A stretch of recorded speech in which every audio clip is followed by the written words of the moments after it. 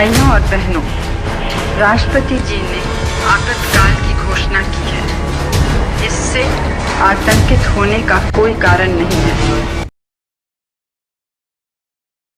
Namaskar. Hello, friends.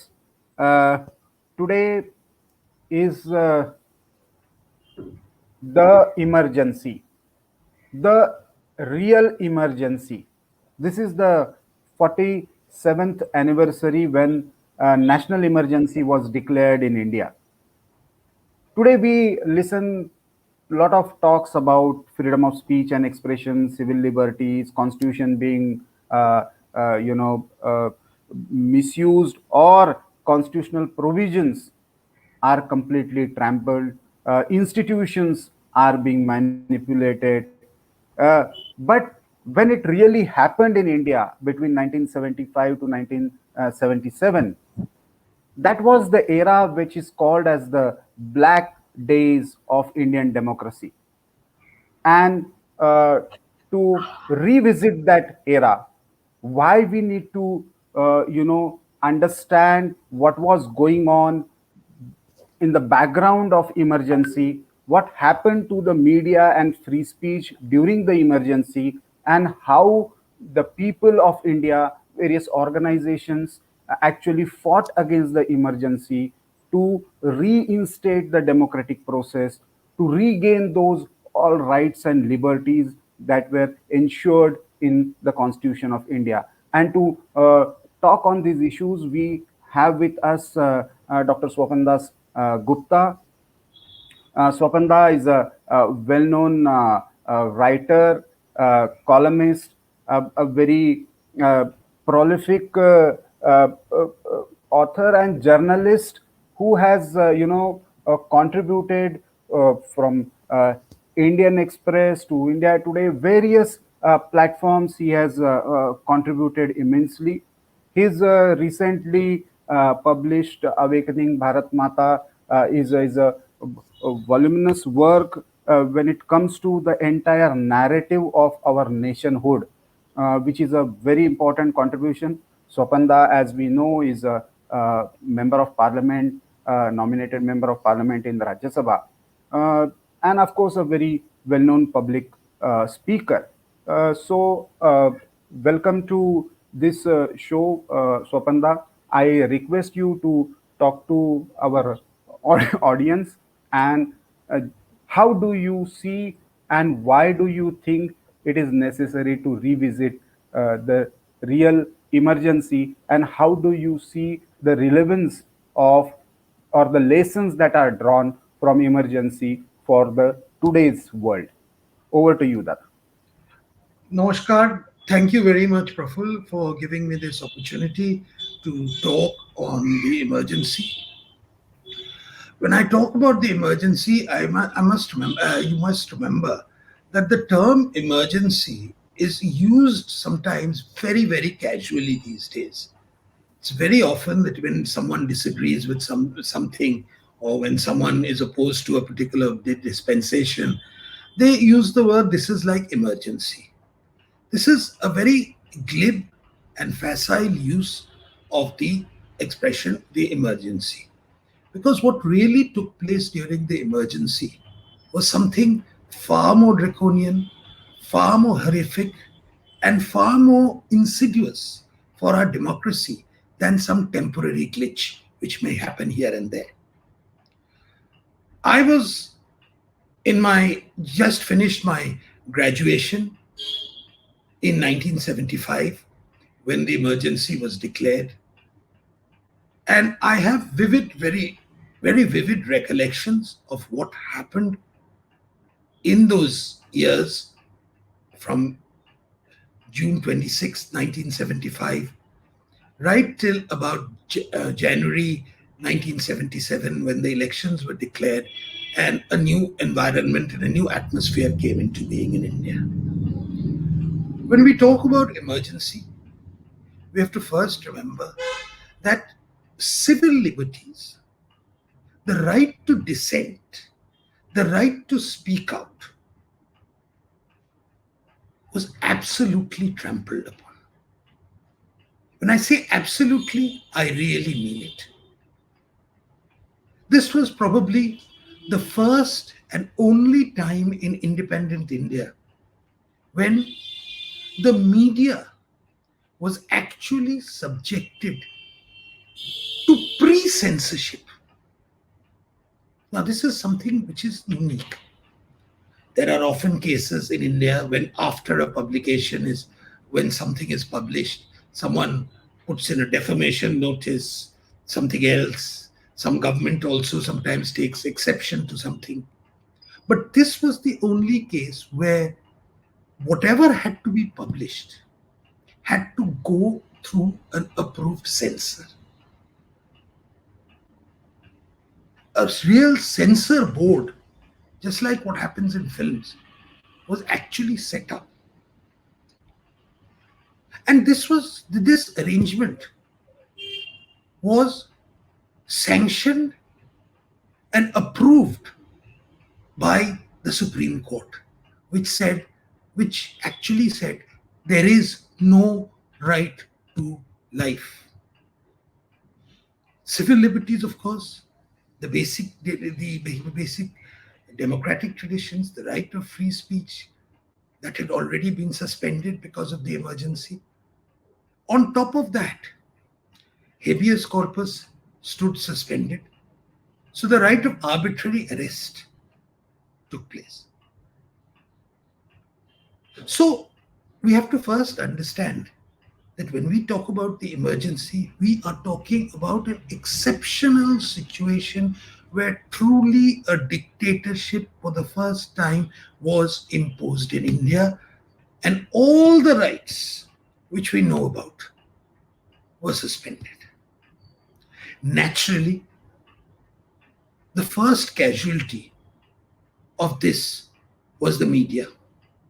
When we talk about the media in the context of 1975, you must realize that internet, social media and all didn't exist at that time. When we spoke about the media, we actually included two things. One, there was the official electronic media. A very little of India was covered by television. Most of it was All India Radio, Akashvani, which was the radio. That was the official media. And on top of that, there was the print media. Now, the reach of the print media was uneven, but it had a certain multiplier effect. People read newspapers in chai shops. People read newspapers collectively often. And the message of newspapers used to be disseminated in a way which is not the case any longer. And when the censorship of the newspapers was effected, it meant that a large amount of message dissemination through the media was effectively blocked. This happened on the very first day, on the evening of the 24th of, on the 25th of June 1975, after about late hours and midnight, when opposition leaders were arrested. In Delhi, the power to select newspapers, like the Indian Express, like the Statesman, were cut off. And these two newspapers were particularly singled out because they were seen as voices which were opposed to Indira Gandhi. The Motherland, which was a newspaper which was sympathetic to the then Janasangh, was effectively shut down and never reopened. Its editors were arrested. And that was the end of the Motherland. The one opposition newspaper in English which existed in Delhi. And these scenes were replicated in different ways all over the country. There were certain newspapers and certain journalists in particular who were targeted. In Calcutta, where I'm sitting at present, particularly targeted were two individuals. One was Varun Sengupta and the other was Gaur Kishore Ghosh. in Delhi, in the national capital, many prominent journalists like Kuldeep Nair were arrested. Other minor players were also arrested for sometimes which had to do with personal vendetta. And an atmosphere of absolute terror was there. In the case of Hindustan Times, one editor was replaced, and a person who was sympathetic to the Congress, who had an involvement with the Congress, was chosen by the then minister Siddharth Shankar Ray, who was then Chief Minister of West Bengal, but a very influential figure in the emergency. He was installed. And everything which was there had to be official. So the entire news of the activities of the opposition, anything which was not approved, was stopped. It went to such a ridiculous extent that even the poetry of Rabindranath Tagore, where the mind is without fear, everyone knows that poem in India, that was censored.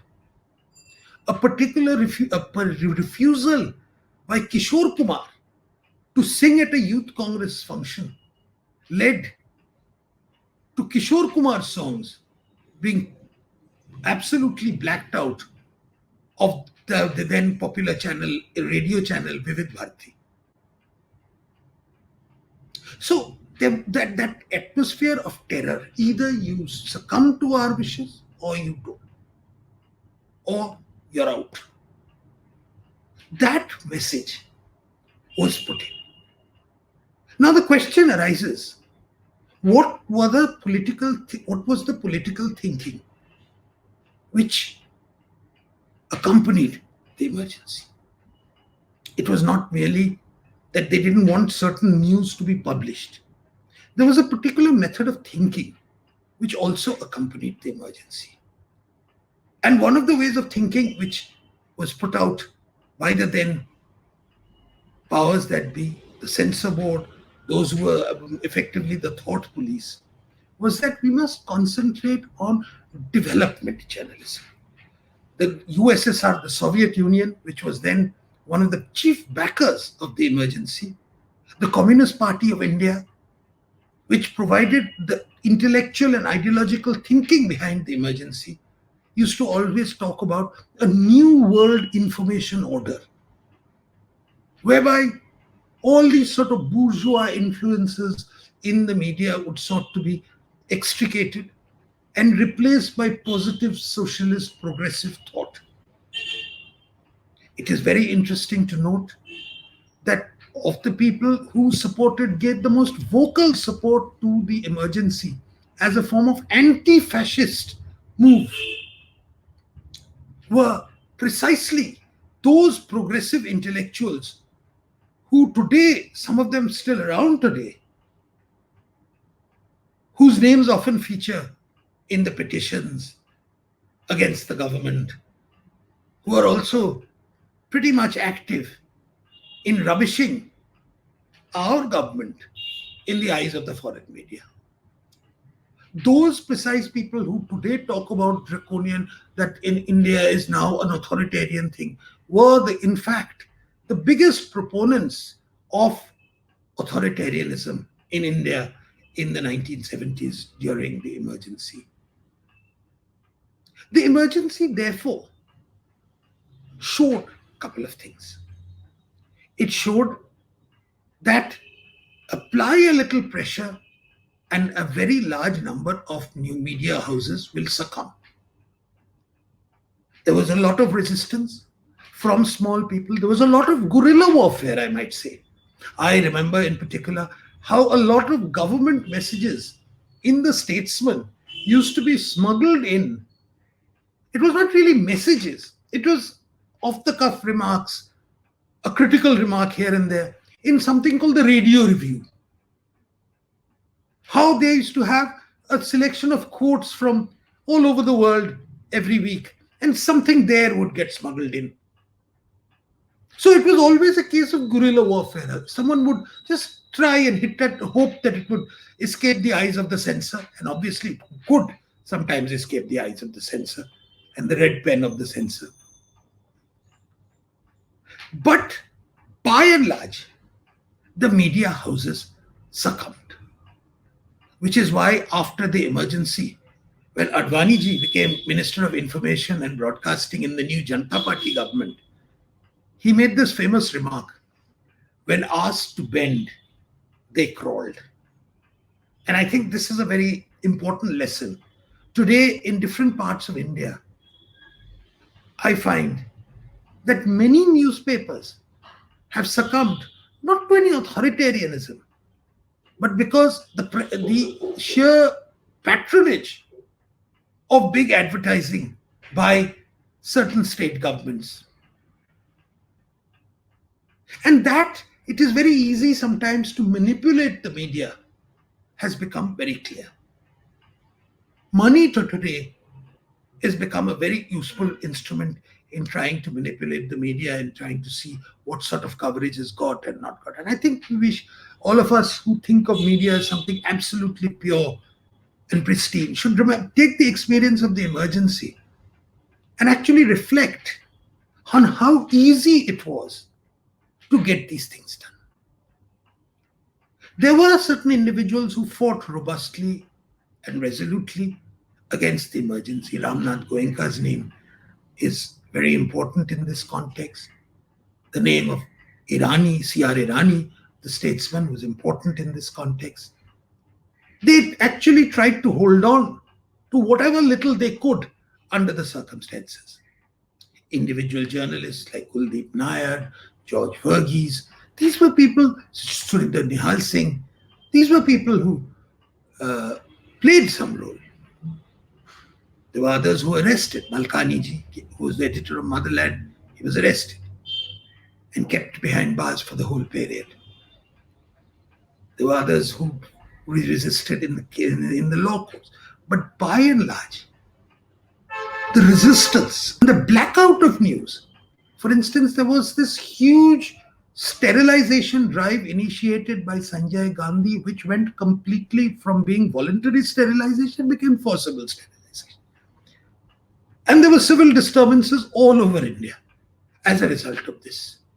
All this was sought to be blacked out. News of train disasters was sought to be very severely sanitized.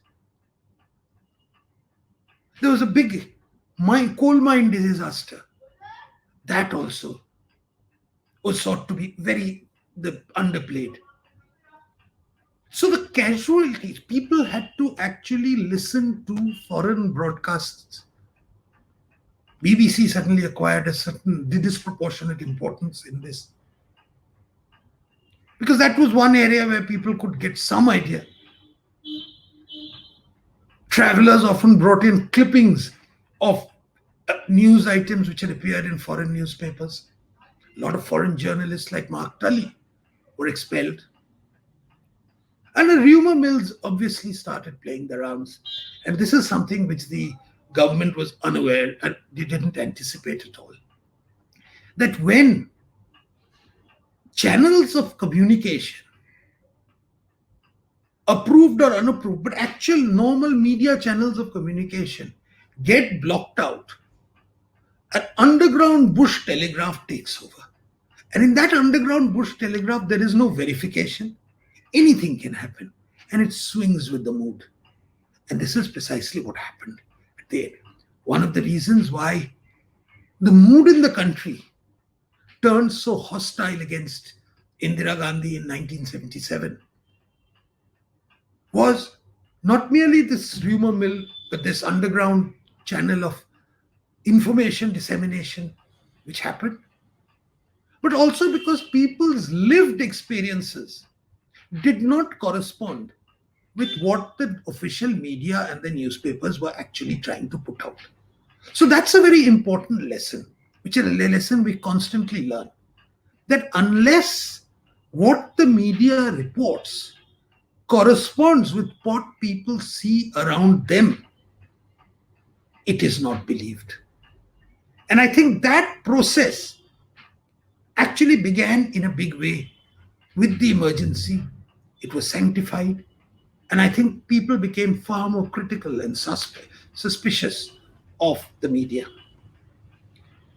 Today, when we observe the anniversary of the emergency, it's probably a very small handful of people who actually remember what it was like. But as someone who lived through those days, I can say one thing, that when people use the word emergency in a very loose manner these days, they are unaware of the extent to which the emergency actually throttled India. It was a suffocating experience. It was an experience whereby all of us wanted to get the hell out of this country because we thought it would never end and this would be a country which would be inimical to any form of freedom and creativity. And you had to bow down and scrape before the powers that be. We also remember one more thing in the emergency, is that there are a large number of opportunists who use this sort of state power to actually oppress people. One of the reasons why the Congress became so unpopular is because it became an instrument of petty tyranny at the local level. And there were no checks and balances. There were no checks. They just could do anything they feel like. The absence of any form of counter narrative officially approved, or in the normal course, if there was counter narrative, that didn't exist. So I urge you in this anniversary of the emergency to consider, to look back, perhaps read some of the literature which has been there on the subject. There is a lot, unfortunately, a lot of them out of print. For the details of the type of flattery, the obsequiousness, almost the vulgar praise of Indira Gandhi which happened at that time. Books were written from Indus Valley to Indira Gandhi. Vice chancellors, they composed pieces of poetry praising Indira Gandhi.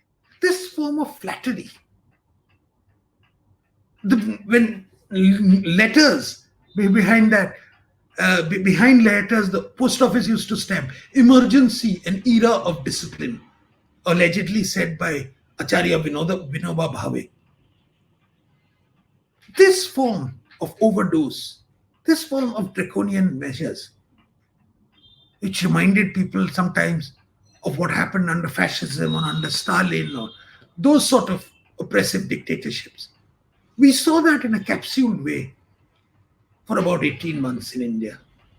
And that is an experience we would never like to repeat, but more important, we should never like to forget. And that is why each year it's important to commemorate the anniversary of the emergency with the words, never again. Dhanyavad. Thank you. Thank you, Dada. As you mentioned, Malkani ji, we are proud at Organizer because that time he was editor of Organizer also, and Organizer was also banned. And Motherland unfortunately could not be revived, but Organizer was revived, and we are carrying forward that legacy. Jayaprakash Narayan, Nanaji Deshmukh, they used to, even some of the socialist leaders used to use Organizer as a platform to express their views. Some certain secret pamphlets also were circulated, though Organizer office was sealed, the press was, the power cut was there, press was confiscated. Interestingly, one important aspect which I was going through about the press related or media related excesses that happened during the emergency Even Navjivan Press was banned from where Harijan used to be published. So Mahatma Gandhi's legacy was completely finished with emergency. That is also very important, aspect which many people do not know. I just hope that we will draw right lessons, and as you said, we must remember never again. So in media, we have a larger responsibility. I hope through your insights, young journalists will uh, take away right lessons, and while using the word emergency, they'll be much more careful.